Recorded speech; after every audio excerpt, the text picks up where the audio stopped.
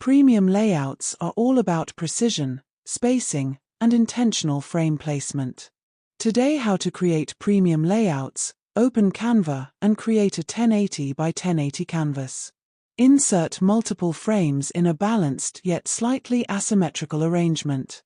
Upload your images and drag them into each frame, adjusting them individually for harmony. Select the background and apply a soft gradient or luxury-inspired tone. Slightly overlap one frame to introduce depth while keeping the layout controlled.